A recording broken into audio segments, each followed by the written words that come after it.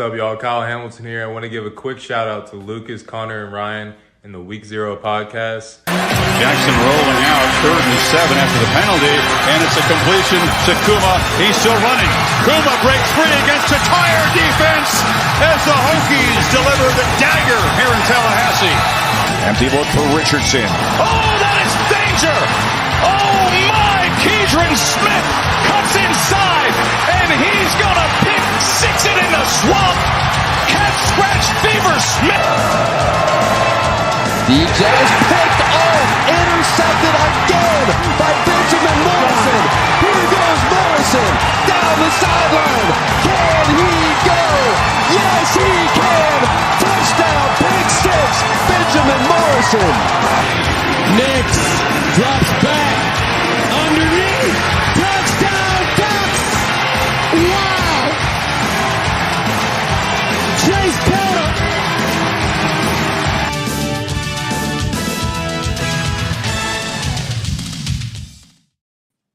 Welcome back, everyone, to another episode of The Gold Standard. I am your host, Ryan Fravel. To my right or my left, whatever is on your screen right now, I can't do it. It's backwards. Is my co-host, Sean, at ND Forever on Twitter. Sean, it's finally game week. How are we feeling, man? Ooh, I'm excited. It can't come fast enough. I'm ready to watch Storm Ireland. It's finally here, and I'm glad we're week 0. Like, it'd be longer if we weren't week 0, so I'm kind of glad we're week 0. But it's already football season, isn't it crazy? So I'm excited. It's insane, man. I mean, hey, week 0 on week 0 Productions. Hey, man, it's a good time. Always a good time. But anyway, let's go ahead and get into it, Sean, real quick. We'll go over this. I'll play a little game. Buy or sell. So for people that are into Notre Dame recruiting, On Three's Blue and Gold insider, Mike Singer. Mike the Daddy Singer came out with 6 new predictions for Notre Dame to land some elite prospects. So the first of which we'll talk about right now is Ivan Taylor, son of former NFL corner Ike Taylor. So, Sean, are you buying or selling this prediction? Like, buying if he's going to go to Notre Dame, or buying how he is as a player on the field? Both. I'd say okay. Prediction, I say buying as a player and heading to Notre Dame. This is one that I'm pretty confident on. He'll commit to Notre Dame pretty quick, probably during the season. I'm pretty confident in this one. All right. What about you? Buy or sell? Yeah, I'm buying here. I think he's a typical Notre Dame kid. I think he's a lot better than what he's ranked right now. I think he's a top 50 quality player. I'm not too sure how you think, but yeah, I think he's going to eventually end up in Notre Dame's class for sure. All right, next up. The next recruit we've got on tap for you is the local product. Top of the board cornerback target, Mark Zachary out of Indianapolis. So basically in Notre Dame's backyard. Now, according to everything I've said or I've read, Ohio State is the main team that's a real threat here for Mark Zachary's commitment. How are we feeling, Sean? Buying or selling? Buy. Indiana product. I mean, this is a sure get as Tay Johnson. That's what I'm going to say. We're going to land him.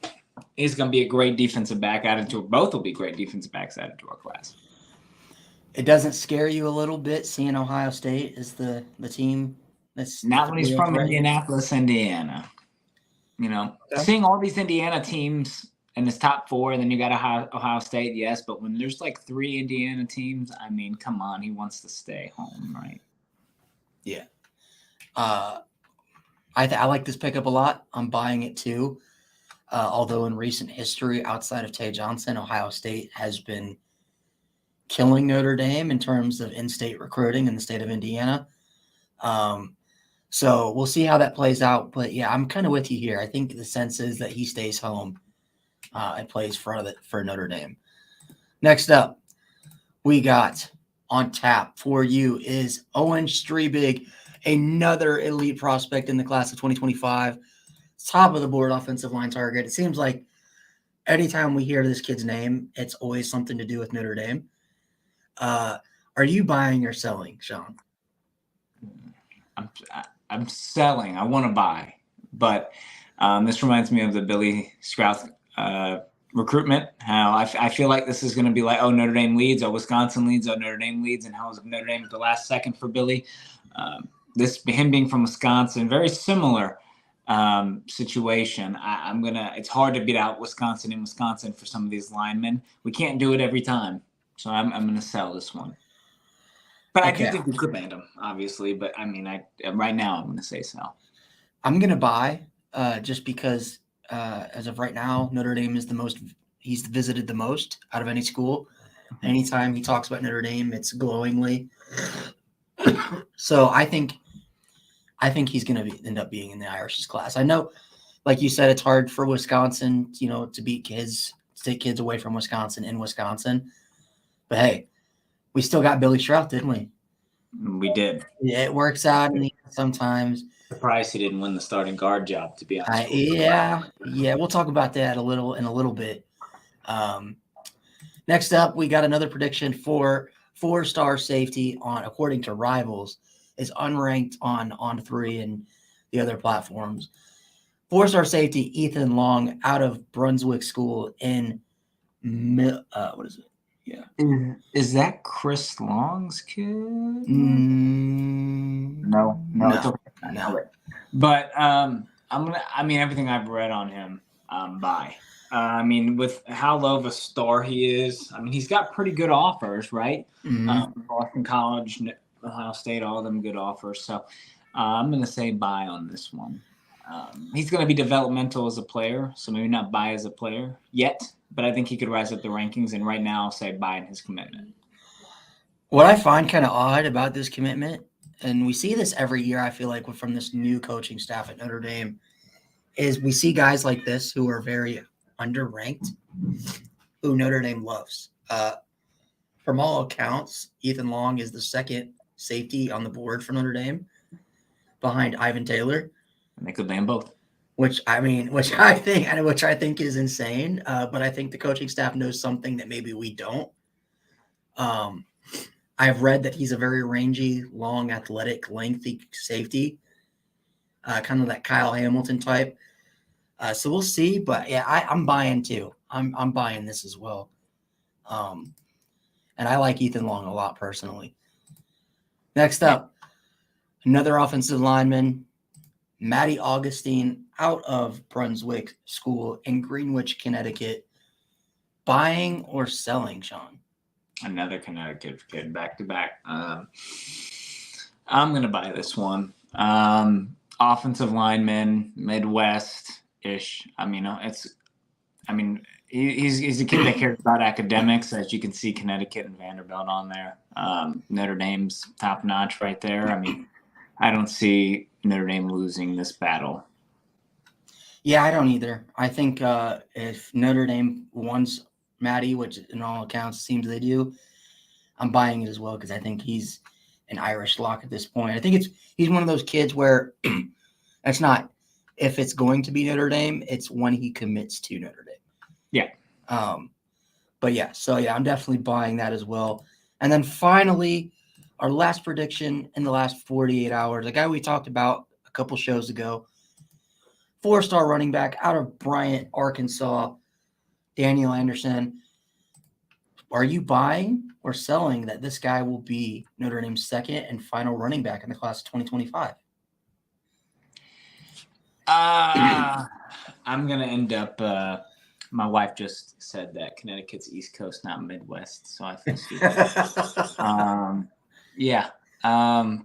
going to buy. We're going to round out our running back class, have him in the Terminator. I wouldn't be surprised if I might say sell or buy. It just depends on if Notre Dame wants him, if they can feel like they can get a better target or a complement to the Terminator.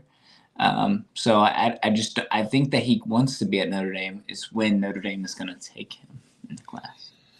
Yeah, that's kind of the sense I've got to. I'm going to buy, but I would not be surprised if Notre Dame down the line found another running back recruit that is higher rated or a guy that they just love more. We do have a year and a half actually until these kids sign on National Signing Day. So a lot could happen, but I am buying this, and I'm a lot higher on Daniel Anderson than a lot of people are. He camped actually recently for Notre Dame, and had an outstanding camp. So I'm very high on Daniel Anderson, but anyway, he's very talented. I mean, if we land all these or even some of these, our 2025 class is off to a good start. Will be. After the 2023 class, I was thinking 2024 would be better than 2023. I don't know yet if it's going to be. The 2023 was so special, and we didn't land some big recruits. So I don't know if this one will be 2025 will be better than 2024, but we'll just find out. Maybe it'll be better on the defensive side of the ball, like 23. Pattern here. 23 was better than the offense. 24 was better than the defense. 23 is better than the offense, or 25 is better than the offense. So maybe they have a system of how they want to recruit on that aspect. Yeah, and for sure. And I mean, this time last year, what was it? We had insider predictions to get Jeremiah McClellan, Ryan Wingo, don't forget Mylan Graham. Safety you commit Peyton Woodyard. Peyton Woodyard. Let's not talk about crystal balls or predictions at this point, because I remember when we were all excited about getting all those predictions for everyone last year, and I don't think we didn't get one of those guys. So things can definitely change. Now we'll get into the main part of our show today. The depth chart was released for Notre Dame Navy in Dublin, Ireland. I don't know if you could see that very well. You're going to have to zoom in a little bit. Hit Control plus. Let me see. Hold on. But there we go. It's zooming in. Yep. Oh, zoom out. Zoom back in. Zoom back out. No, you zoomed out. You zoomed way out. I can't even see it at all. Yeah, that's zooming in. It's so weird. Let's see. All right. It is what it is. Anyway. Yeah. So no surprise to everybody. Sam Hartman is the starting quarterback, with Steve Angeli being the second string. Not surprised. Everyone was hoping Munchie would end up being second, but I've heard nothing but great things about Stephen Camp. Not surprised. Very happy with how quarterbacks shaped out. Running backs was extremely interesting because it was Audric Estime and then everybody else. And it wasn't just like second, third, fourth string. It was Jabron Payne or Jeremiah Love or Jadarian Price or Devin Ford. Like they're planning to play all of them. And maybe it's just they haven't found or decided who would best complement him right now. So they're still opening the challenge of the position of running back heading into the season.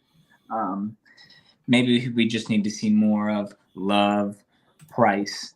But that was extremely interesting to me. I think the two biggest things that stood out to me were this. The starting guards. I mean, it was Kristofic and Shrouth for the longest time. In camp, for the longest time heading into the season, it looked like Kristofic was guaranteed to start. Shrouth, we had Billy. We heard nothing but great things.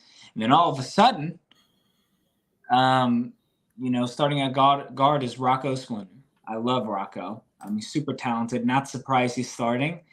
I am surprised who's starting on the opposite side of him. It's Ashton Craig, right? Yep, Ashton Craig. I didn't expect him to beat out Billy. I mean, we and you look at the recruiting rankings for both, even the development, it just felt like we heard so much about Shrouth. And then, all of a sudden, a few weeks before the season, we just heard nothing but great things about Ashton Craig. Shows great things about him as a guard.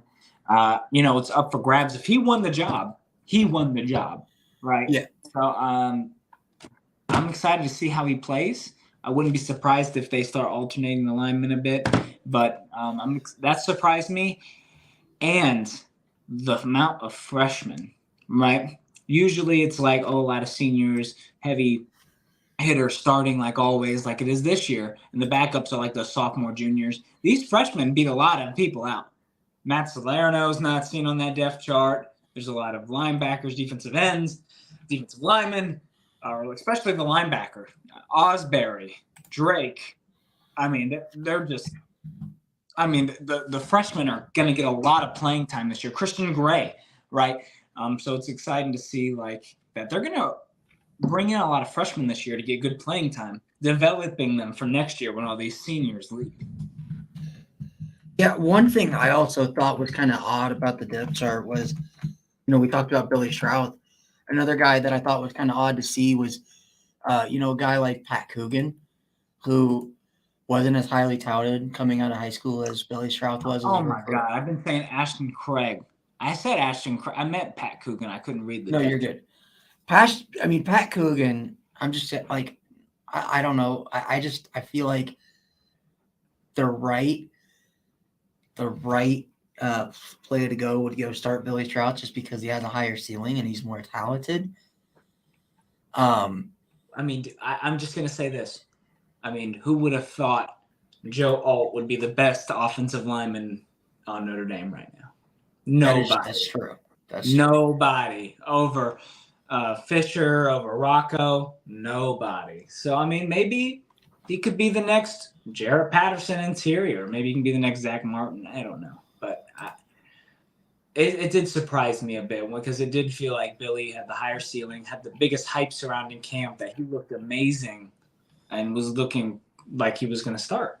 So don't be surprised if Billy ends up starting later this year. But that did surprise. Now my question is on this offensive line, what if there's an injury to, let's say, a tackle? Does Kristofic move to tackle? Do they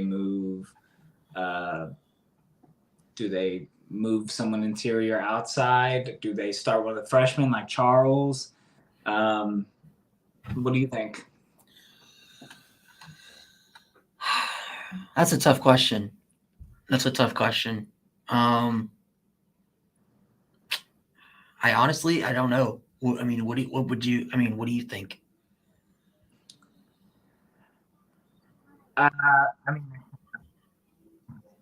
Maybe they can move somebody, probably put Fisher at left tackle and then have someone like Kristofic at right tackle or something. Jarrett Patterson moved all throughout the offensive line. So I don't know. This offensive line situation is tricky this year. I'm still surprised to see it. Hopefully they look dominant. Like, I'm hoping it's not like a situation where, like on Jack Cohn's year, where they kind of struggled. So we'll see. I'm excited for Rocco. I'm super excited for him. I was nervous if he didn't win the job, he would transfer. He was such a big recruit for us. So it's about time he's going to get some good playing time. Yeah, and I really don't have an issue with any of this that, we see on the screen right now, with the exception of the Pat Coogan. We'll see what Pat can do. But, would you really be surprised if we saw Billy take the field No. or take the starting job at some point this year? I wouldn't at all. I'm not surprised. We'll start out. Look at I am surprised a little bit that let's see. I'm very excited about Chris Tyree in the slot. I actually kind of thought they put Cozy a bit in the slot. Or I know he's more of an outside receiver, but I thought there was no way they were going to take Cozy off the field. And I like Tyree in the slot. Him and Greathouse are going to get a lot of playing time. So, how do you feel about the starting receivers being Jaden Thomas, Tobias Merriweather, and Chris Tyree? It's better than last year's starting receivers, I'll tell you that. I'm very happy with it. Let the freshmen learn and develop. I like Tyree at the slot. I think he's been looking really good. There's no reason why we should question it until we start seeing him drop a shit ton of passes. So we'll see. I mean, he's got the speed to be a slot receiver. So can we all agree that all respect to Matt Salerno, but if we see him play in a game that's not garbage time, I'm a little worried. Yes, I'm okay with occasionally him coming in, but I would rather see someone like Rico Flores or even Braylon. Yeah. All right, let's look at the defense, see if there's any surprises there before we. So Viper, we got Jordan Botello, Junior Tuahalamaka, and Joshua Burnham. Any kind of thoughts or questions about that? No, expected. Yeah. Expected. Linebackers are expected. Cornerback, Cam Hart, Mickey, go to the other one. Are you a little, because this, I'll say this, I wanted Jalen Sneed to get more playing time this year. He better not. I mean, if he transfers that this year, I'd be frustrated because, I mean, you got 3 graduates. Did anybody really think Jalen Sneed was going to start this year? He's guaranteed to start next year, and he's going to get good playing time. Well, think about it. If Prince Colley was still here, he wouldn't even be starting, which is frustrating, I'm sure. That's why he left. But now this is their last year. Sneed has to know they're gone after this year. I'm getting good development, and I'll be back next year. But what do you think about the cornerback position and the safeties? Morrison, Gray, I'm surprised Lewis is a 3. I'm guessing he's isn't there a nickel area? Yeah, nickel. Nickel cornerback's not an official position on the depth chart.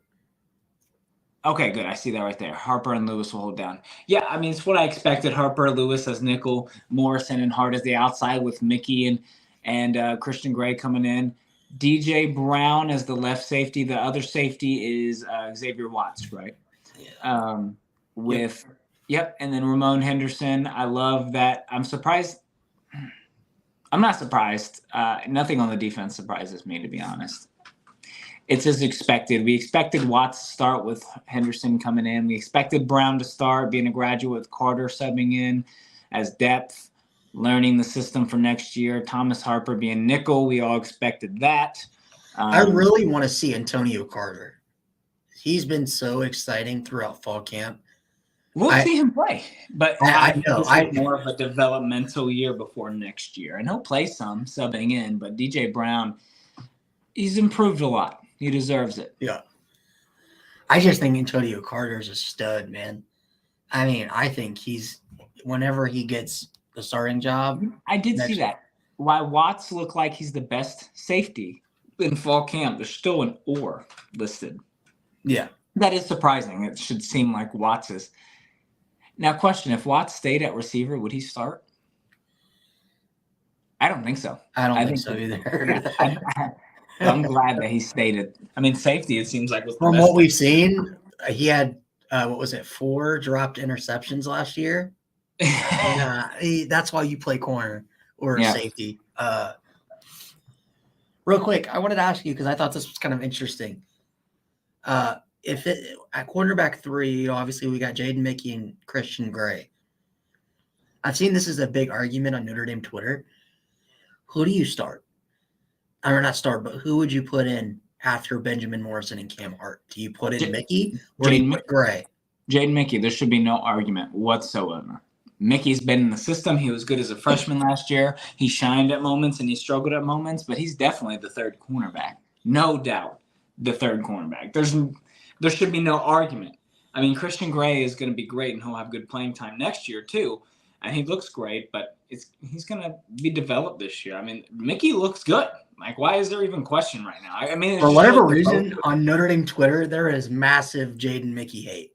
And people want Christian Gray to play, and I'm like, I also love Clarence Lewis. I get that he struggles at time, but I mean, he came in unexpected, and he's a really good player. People forget Clarence Lewis started a playoff game as a true freshman. Oh, and I don't get the hate for J.D. Bertrand. I like J.D. I don't get that either. Everyone hates him. I mean, I get it. Sometimes he's a little slow off the tackle, but I mean, he's a solid player, solid leader. I don't get the hate. You know what? It's like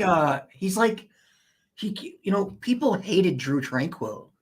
Like I don't know if you ever seen that, but JD Bertrand reminds me of a smaller Drew Tranquill. Yeah. Didn't have the best physical gifts, but was always smart, in position, and made the right play. I can agree. And look what Drew Tranquill's doing. He's a starter on an NFL defense. Yep. Chargers. So, but I think we should end it on score predictions. well, really quick, I wanted to ask you. Yeah. We'll do that too, but name one X factor for the offense and the defense. Not one guy that is expected to be good, but you think has to be good for Notre Dame to beat Navy in Dublin. So someone that's not expected to be good? Well, not someone like the best players on the team, like Sam Hartman. You know what I mean? Like not like that, but like a guy that you think has to perform at a high level or on offense and defense? On offense and one X factor on offense and defense. Defense, Jaden Mickey. Okay. Actually, I'm going to go with Riley Mills. I need to see improvement from the defensive line, and he's a big part of that. So Riley Mills. Offense, I'm going to go with I was going to say Sam Hartman, but yeah. I mean, offensive line, I guess I'll go Pat Coogan. Yeah, see, you kind of stole one of mine. I was going to go Riley Mills. I'll go Jason Anye. Good. I like that pick a lot. On the offensive line, I want to see Zeke Correll. I want him to take his like talent level to a different, because people forget outside of Blake Fisher, Zeke Correll was a higher rated recruit than Joe Alt was. Yeah, and we've been waiting for Zeke Correll to take that next step since he's been at Notre Dame, and he just hasn't yet. He's played a lot too, from a freshman, sophomore, junior. He's had a lot of playing time, and he just hasn't taken the next step.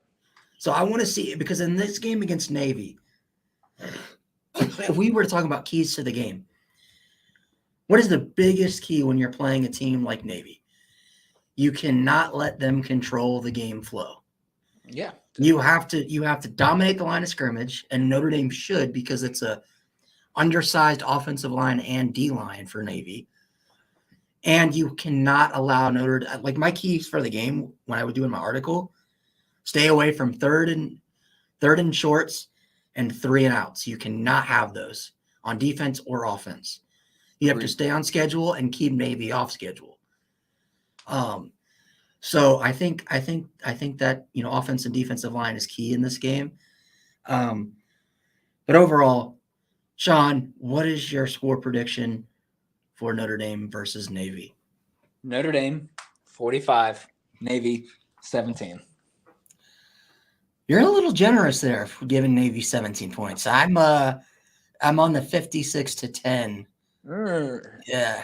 I think 45 to 17. They're going to score. It's going to be an Ireland. They're going to score a little bit. All right, Sean. Anyways, how do you feel? College football is finally back, man. I'm ready. Are you? I'm ready. Now let's just hope our boys go out to Dublin and come back home to the States 1-0. We're going to do an episode of them being undefeated. Let's do it. Yeah. Well, for sure. Anyway, Sean, another great episode as always. Thank you for everyone watching who has tuned in. I am your host, Ryan Favell. This has been the Gold Standard with my co-host, Sean, at Indy Forever on Twitter. Go follow us both on Twitter, at Favell_Ryan, at Indy Forever. And we will be back next week to break down Notre Dame Navy game and preview Notre Dame Tennessee State. And as always, have a good night, everyone, and go Irish. Go Irish.